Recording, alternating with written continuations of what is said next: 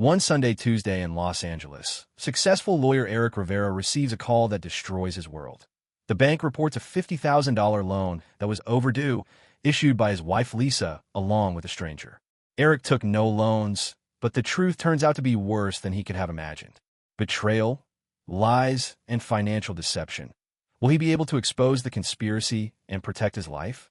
Eric Rivera sat at his desk in his Los Angeles office, the hum of the city filtering through the window. At 38, he was a rising star in financial law, known for untangling complex fraud cases with a sharp mind and a sharper sense of justice. Today, he was helping a young couple, Maria and Carlos, who'd been scammed out of their savings by a shady contractor. Eric had taken their case pro bono, his way of giving back. "We'll file a claim against their bond," he told them, his voice steady. "You'll get your money back." Maria's grateful smile lingered as they left, promising to keep him updated. It was a Tuesday, 2:30 p.m., and Eric was reviewing a client's tax filings when his assistant, Daniela, knocked. "Eric, Wells Fargo's on the line. They sound urgent." He almost waved it off. Banks always exaggerated, but Daniela's furrowed brow made him pause. He picked up the phone. "This is Eric Rivera." "Mr. Rivera, I'm Jennifer from Wells Fargo's collections department," a crisp voice said. "I'm calling about your personal loan, $50,000, now 30 days overdue." Eric froze, his pen hovering over the page. "I'm sorry, there's a mistake. I don't have a loan with Wells Fargo." Jennifer's tone didn't waver. "The account is under your social security number, joint with Lisa Rivera. It was originated in March for a Jake Rodriguez, listed as Ms. Rivera's brother." Eric's stomach twisted. Lisa, his wife of 10 years, was a senior marketer at a top LA ad agency. She didn't have a brother. "That's impossible," he said, his voice tight. "I never applied for a loan, and Lisa has no brother named Jake." Jennifer hesitated, her professionalism cracking. "Sir, the loan shows your wife provided a power of attorney on your behalf while you were traveling." Eric hadn't left LA for work since January. "I need to see the documents," he said, already grabbing his keys. "I'll be there in 20 minutes." The drive to the Wells Fargo branch in Century City was a blur. Eric's mind raced. Identity theft, a clerical error, a glitch? But Lisa's name on the loan gnawed at him. She'd been working late recently, citing big campaigns, but always came home with her usual warmth. He pushed the doubts aside as he parked and strode into the bank. The branch manager, Patricia, met him in a small conference room, a thick folder in hand. "Mr. Rivera, here's the loan application," she said, sliding it across the table. Eric's eyes locked on Lisa's signature. Unmistakable, looping, and confident. Next to it was an unfamiliar scrawl, Jake Rodriguez, listed as brother-in-law. Then came the power of attorney, a generic form from an online legal site. The signature at the bottom mimicked his own, but it was off, too angular, too rushed. He'd never signed it. "Where did the money go?" Eric asked, his voice low but steady. Patricia's expression tightened. "It was wired to an account in Jake Rodriguez's name. The address on file is a condo in downtown LA, 2147 Sunset Boulevard, Unit 9. Eric's hands clenched the folder. "This is fraud," he said. "I didn't authorize this, and I don't know any Jake Rodriguez." Patricia nodded. "You'll need to file a police report and dispute this with our fraud department. I'll get you copies of everything." Eric left the bank with a stack of documents, his mind a storm of questions. He wasn't going to the police yet. First, he needed to know who Jake Rodriguez was.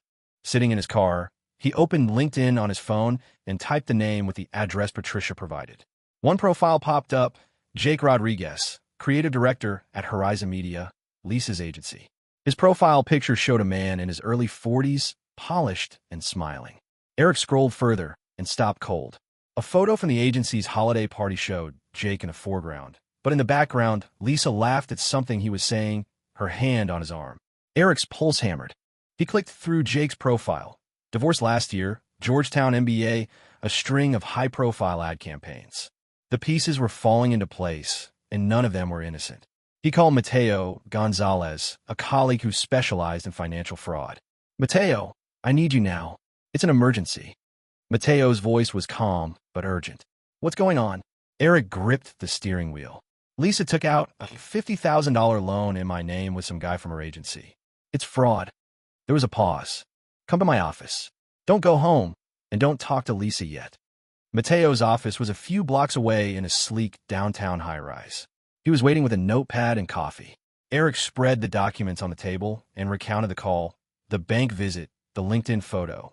Mateo scanned the papers, his jaw tightening. The power of attorney is forged. The loan application's fraudulent. Lisa misrepresented Jake as family.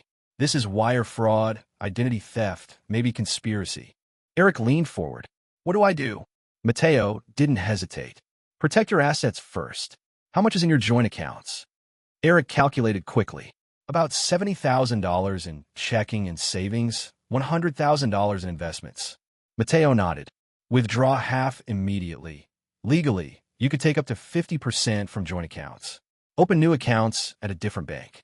Cancel joint credit cards. Do it today. Eric spent the next hour on the phone with Chase Bank, transferring $35,000 from checking and savings and half the investment account to a new account in his name only. He canceled 3 joint credit cards, keeping his personal ones active. By 4:30 p.m., he was back in his car, staring at the documents. The forged signature stared back, a betrayal in ink. He wasn't ready to confront Lisa yet, but he needed more evidence. He logged into Lisa's work email through a shared laptop they used for taxes. She'd never changed the password. There, buried in a folder labeled Campaigns, were messages to Jake. Can't wait for our lunch tomorrow, one read. Another, after my bonus, we're free. Eric's chest tightened. The lunches she'd called client meetings, the late nights, the weekend workshops, all lies. He forwarded the emails to his personal account, then called Mateo again. I found proof. Emails between Lisa and Jake, talking about lunches, her bonus, starting over. Mateo's voice was grim. That's motive. Send me everything. I'll start drafting a police report and a divorce filing. You need to move fast. Eric hung up, his hands shaking but his resolve hardening. Lisa thought she could steal his money and his future. She was about to learn how wrong she was. Eric Rivera sat in his car outside his Los Angeles office, the bank documents still clutched in his hand. The forged power of attorney and Lisa's unmistakable signature burned in his mind. The LinkedIn photo of her laughing with Jake Rodriguez at the holiday party replayed like a bad loop. It was 5 p.m. on Tuesday, and the city buzzed around him, oblivious to the storm inside his chest. He needed more than emails to nail this shut. He needed undeniable proof. Mateo Gonzalez, his colleague and fraud expert, had been clear: protect the assets, gather evidence, then strike. Eric had already moved $35,000 from their joint accounts to a new Chase account and canceled their shared credit cards. Now, he turned his attention to Jake Rodriguez. If Lisa was planning to leave with him after her bonus, as the email suggested, there had to be a trail. Eric opened his laptop and logged into Horizon Media's internal server using a backdoor access Lisa had once shared for a joint tax project. Her carelessness was his advantage.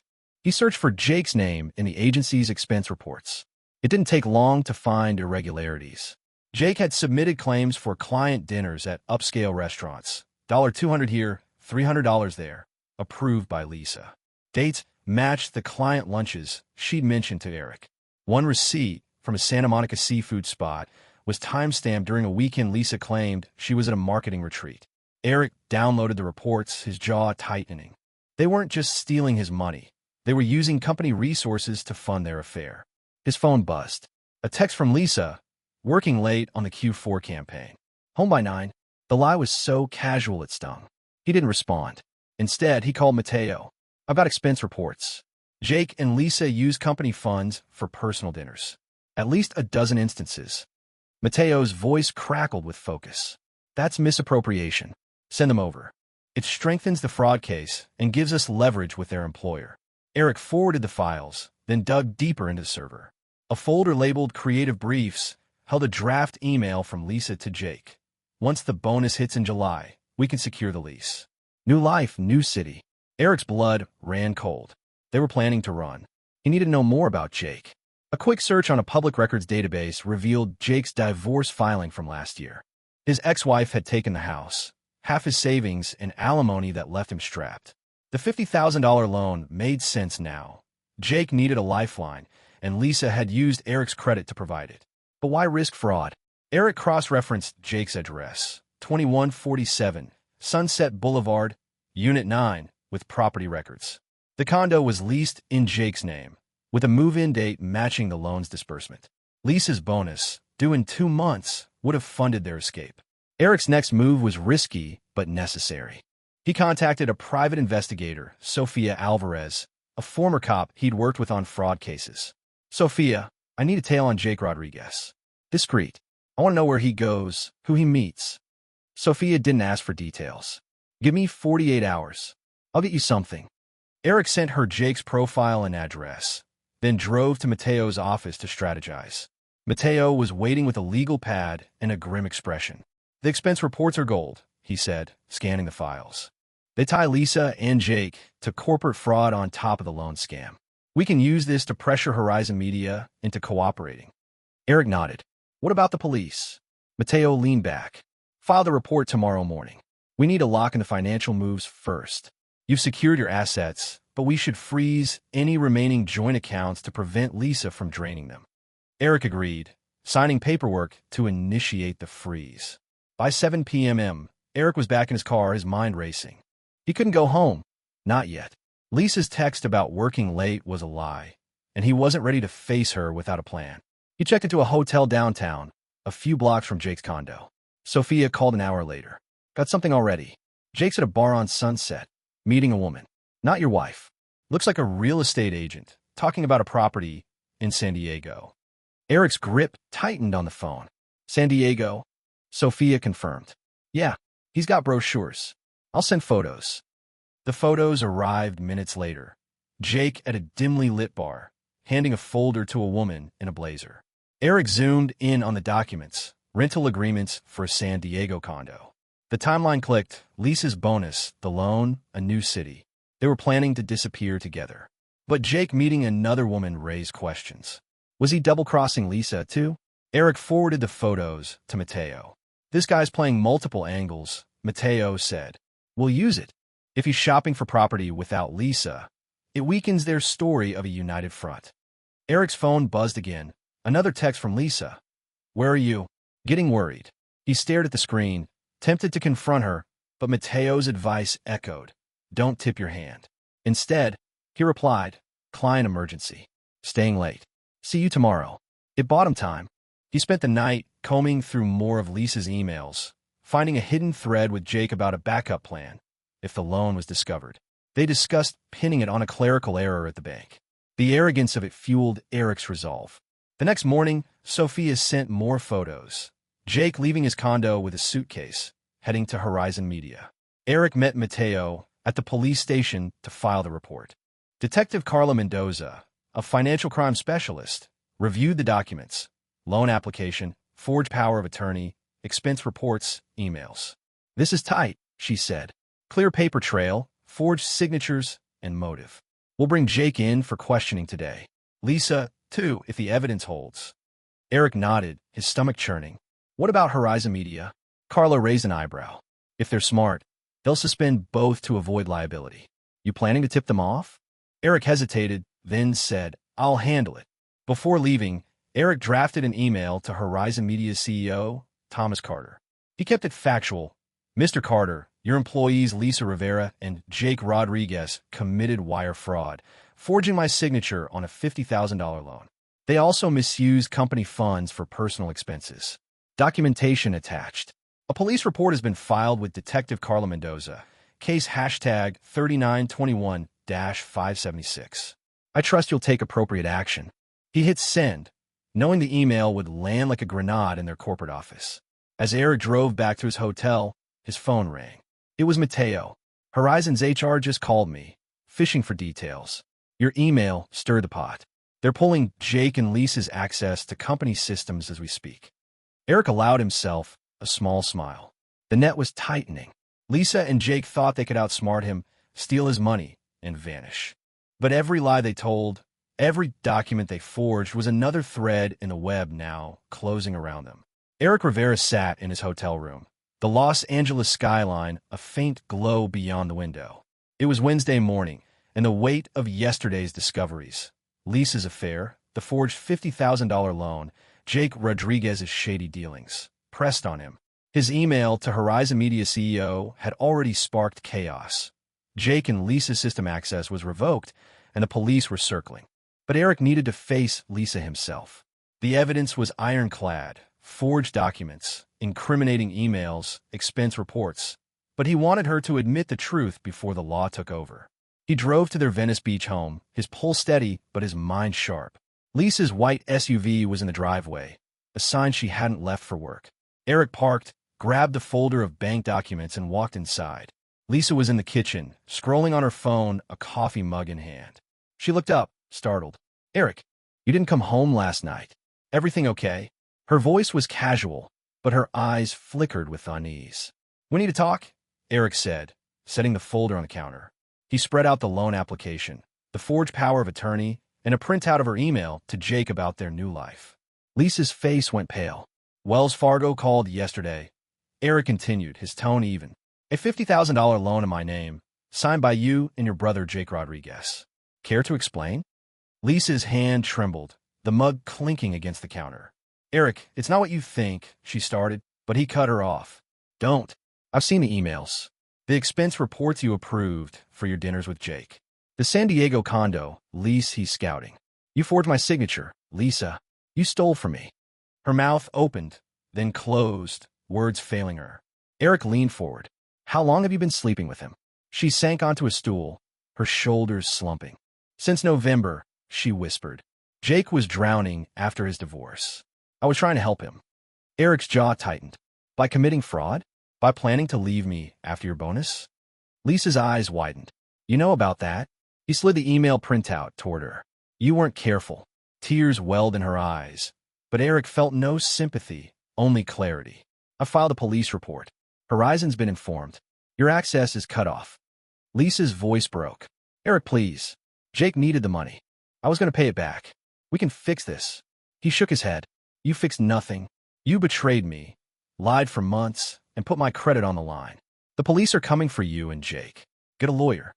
Eric turned to leave, but Lisa grabbed his arm. "Don't do this. It'll ruin my career. Jake's too." He pulled away. "You did that yourselves." He walked out, her sobs fading behind him. In the car, he called Mateo Gonzalez, his fraud specialist friend. "I confronted her. She admitted the affair and the loan. Didn't deny the forgery. Mateo was all business." "Good. That's a confession. The police will use it. Horizon CEO just emailed me. They're suspending Lisa and Jake pending an internal audit." Eric's next stop was the police station. Detective Carla Mendoza met him with a stack of his documents already on her desk. "We're moving fast," she said. "Jake Rodriguez is being brought in for questioning this afternoon at Horizon's office. We'll pick up Lisa later today. Your evidence is solid. Forged POA, emails, expense reports. The DA's already reviewing for wire fraud and identity theft charges." Eric nodded. "What about the bank?" Carla flipped through her notes. "Wells Fargo's fraud team is cooperating. They want restitution and will pursue Lisa and Jake for the full amount." By noon, Eric's phone buzzed with a call from Sofia Alvarez, the private investigator. "Jake's at Horizon, but it's a circus. Security's escorting him to HR as we speak. Word is employees are whispering about the suspensions." Sophia paused. "Also, I followed him last night after the bar. He met another woman, not the real estate agent, at a motel. Looks like a side fling.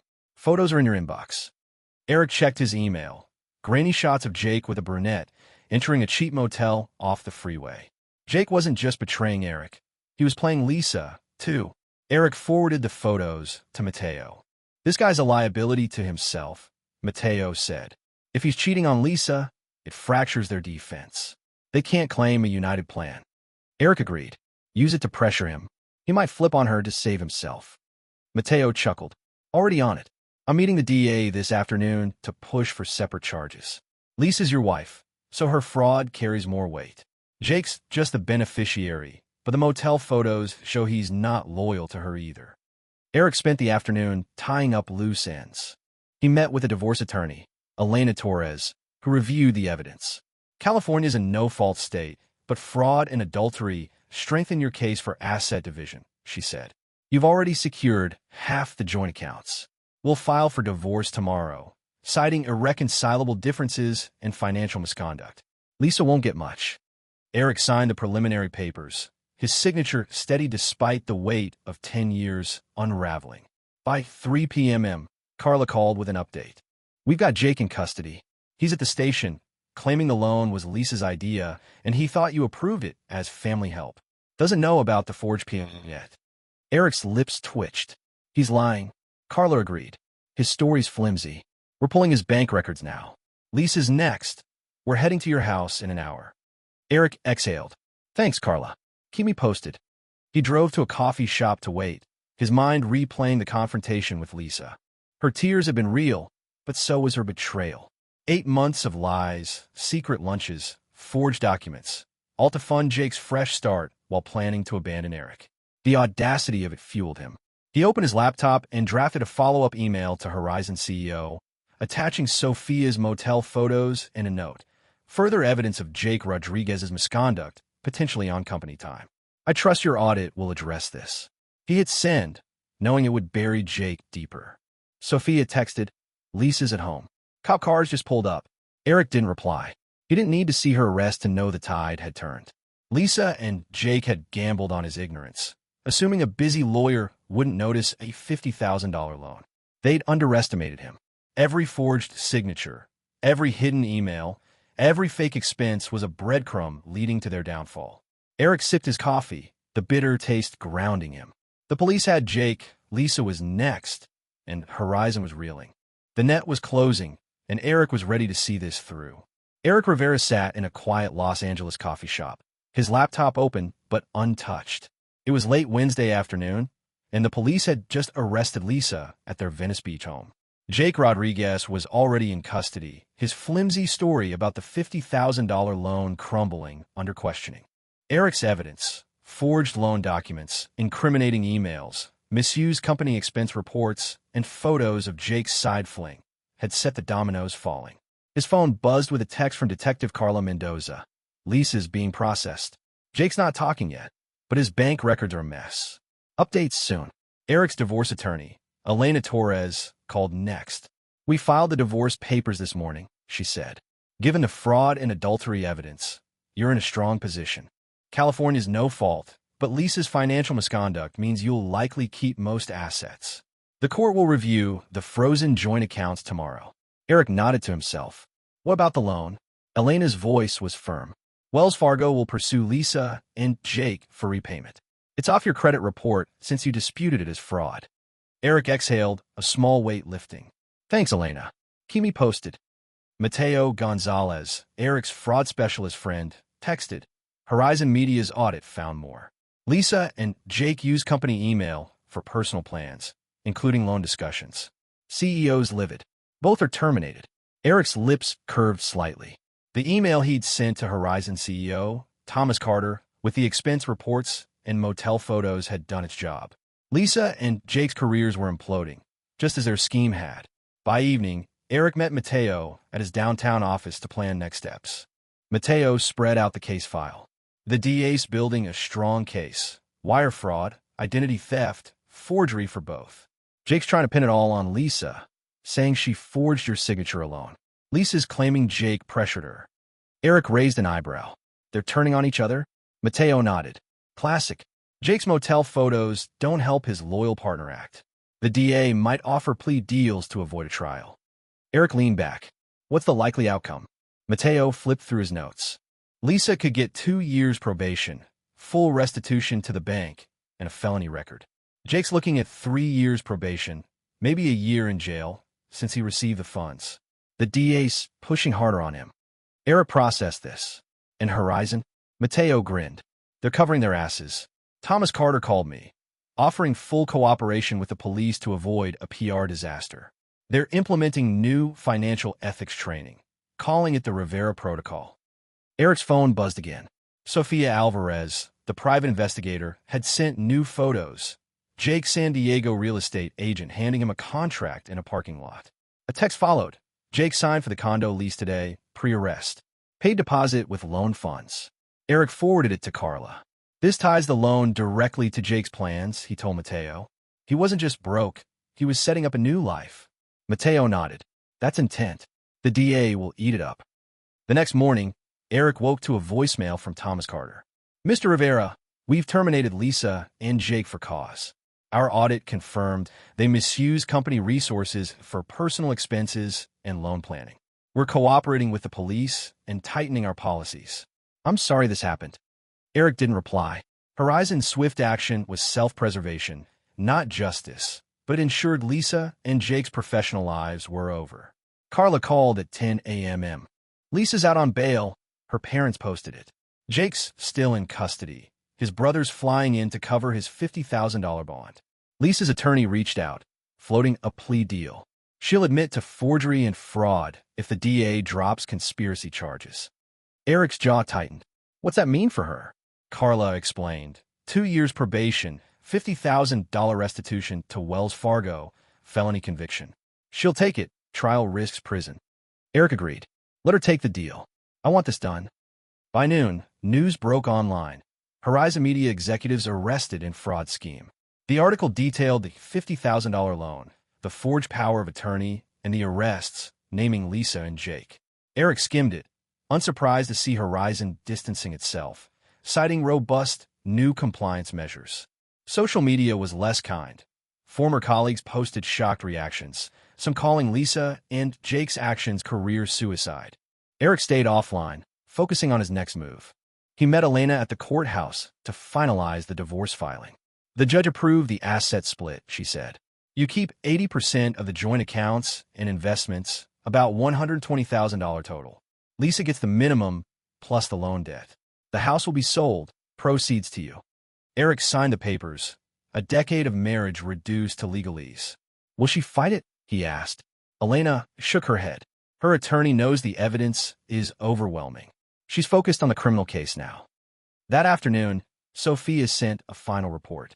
Jake's brother bailed him out, but he's radioactive. No agency in LA will touch him. Lisa's been spotted applying for retail jobs. Her felonies already on background checks. Eric thanked her, closing the case. The speed of their downfall was staggering. In 48 hours, Lisa and Jake had lost their jobs, reputations, and freedom. The $50,000 they'd stolen was now a lifelong debt, with Wells Fargo demanding repayment plus penalties. Eric drove to his hotel, his mind clear but heavy. Lisa's confession in the kitchen replayed, her tears, her weak excuses about helping Jake. She'd gambled their marriage, his trust, and his credit for a man who was already cheating on her. Jake's arrogance, thinking he could use Eric's money to start over, had backfired spectacularly. The motel photos, the San Diego lease, the expense reports, all exposed their reckless greed. Mateo called as Eric parked. The DA's offering Jake a plea. 3 years probation, 2 felonies, full restitution. He's fighting it, but his lawyer's pushing him to take it. Trial would bury him. Eric nodded. Let him dig his own grave. What about the bank? Mateo confirmed. Wells Fargo's suing both for the $50,000 plus interest. Lisa's wages will be garnished for years. Eric hung up, a strange calm settling over him. The legal wheels were turning, and justice was closing in. That evening, Eric met Emilia, a federal prosecutor he'd been seeing casually. She'd heard about the case through the grapevine. Over coffee, she listened as he recounted the past 2 days. You played it smart, she said. Documented everything, stayed legal, let the system work. Most people would have lost it. Eric shrugged. Losing it wouldn't have gotten me my life back. Emilia smiled. You're getting it back now, and you're making sure they pay. Eric looked out at the city lights.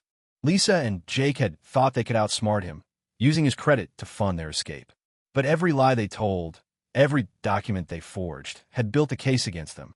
The arrests were just the beginning. The real consequences, lost careers, criminal records, lifelong debt, were only now sinking in. Eric wasn't done yet, but he was in control, and that was enough for tonight. Eric Rivera stood outside the Los Angeles courthouse, the morning sun cutting through the city haze. It was a year since that Tuesday phone call from Wells Fargo exposed Lisa's $50,000 fraudulent loan and her affair with Jake Rodriguez. The legal battles were over, the consequences delivered, and Eric's life had transformed. Today, he was finalizing a new chapter, not just for himself, but for others caught in similar betrayals. His phone buzzed with a text from Emilia, the federal prosecutor he'd been dating. Dinner tonight to celebrate your big day? Eric smiled. Typing back, your place. I'll bring the wine. The divorce was finalized months ago. Eric kept 80% of their joint assets, $120,000, and the Venice Beach household for a tidy profit, all his. Lisa, saddled with the $50,000 loan debt, got the minimum under California law.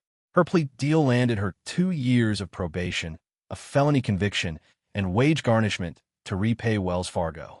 Jake, who tried to dodge accountability, took a harsher deal. 3 years probation, 2 felonies, and the same restitution burden.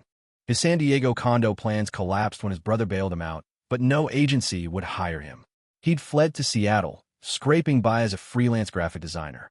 Horizon Media, Lisa and Jake's former employer, had faced its own reckoning. Eric's email to CEO Thomas Carter, packed with evidence of their expense fraud and loan scheme, triggered a full audit. The findings, company emails used for personal plans, $2,500 in misappropriated funds, led to their immediate termination. Horizon introduced the Rivera Protocol, mandatory financial ethics training, to prevent another scandal. The story spread across LA's ad industry, with pulling a Rivera becoming slang for catastrophic workplace fraud. Eric's career, meanwhile, soared. His personal ordeal inspired a new practice area at his firm, financial fraud and asset protection. He'd written a widely cited article on intimate partner fraud, landing speaking gigs at legal conferences. Clients, from betrayed spouses to small businesses, sought his expertise. Today, he was at the courthouse to testify in a case he'd built for a client whose partner had drained their joint account. The judge ruled in their favor, ordering full restitution. As Eric left, a young lawyer approached. "Your article saved my sister from a scam." "Thank you." Eric nodded, a quiet pride settling in. Detective Carla Mendoza called as he walked to his car. "Thought you want an update."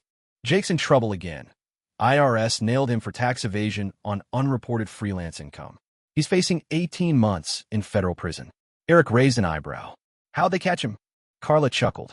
"Anonymous tip. Detailed invoices, client lists. Someone in LA's got a grudge." Eric kept his tone neutral. "Sounds like karma." He'd sent the IRS a package months ago, using a VPN to cover his tracks. Jake's greed had made him an easy target. Lisa's fate was less dramatic, but no less final. Her felony record barred her from finance or marketing jobs. She worked as a cashier at a grocery store in Glendale, her $400 monthly loan payments eating half her income. Her parents, who'd posted her bail, couldn't help much on their fixed income. Eric learned this from a mutual friend, who mentioned Lisa's new life in a cramped studio apartment. She'd tried reaching out once, through her attorney, asking to waive a restitution to Eric. He'd refused. It wasn't about the money, which he'd donated to a fraud victims fund, but about consequences.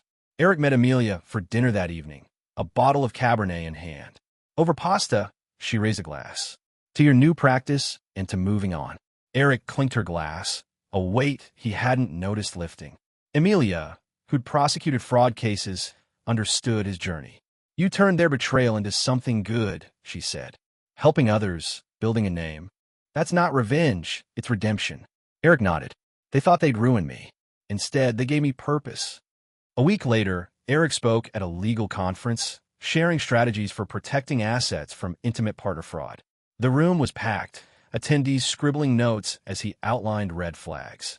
Unexplained withdrawals, forged documents, sudden work trips. "Document everything," he said.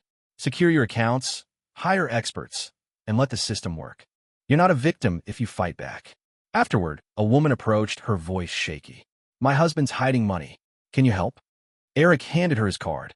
"We'll start tomorrow." Months later, Eric and Amelia moved in together. Their relationship deepened by shared values. She prosecuted white-collar criminals. He protected their victims. They joked about teaching their future kids financial literacy before ABCs, but Eric was serious about one lesson. Trust must be earned, verified, and protected. Lisa and Jake had taught him that, their betrayal a harsh but invaluable education. The final piece of the puzzle came unexpectedly. A former Horizon colleague emailed Eric. "Lisa's engaged to a mechanic. Seems happy, but she'll never escape that loan." Eric didn't reply. Lisa's new life, like Jake's, was her own making. The $50,000 loan, now with years of interest, would haunt her for a decade. Jake, awaiting trial in Seattle, had lost his last freelance client after his tax fraud hit the news. Their names, once respected in LA's ad world, were now cautionary tales. Eric stood on his balcony one evening, Emilia beside him. The city stretched out below, alive and indifferent. He thought of Lisa's tearful confession, Jake's smug LinkedIn profile, the forged signature that started it all. They'd gambled on his ignorance, assuming a busy lawyer wouldn't notice. But every lie, every email, expense, secret meeting had built the case against them. Eric hadn't sought revenge. He'd sought justice. The system, fueled by his evidence, delivered it. The Rivera Protocol was now standard at agencies across LA, a reminder of how two people's greed nearly sank a company. Eric's firm thrived, his practice saving dozens from similar betrayals. He'd lost a marriage, but gained a mission. As Emilia leaned against him, he realized the Tuesday call hadn't just exposed a crime. It had freed him to build a better life. Lisa and Jake carried their consequences: felonies, debt, obscurity. Eric carried something else: purpose, love, and the knowledge that he'd turned their fire into his fuel.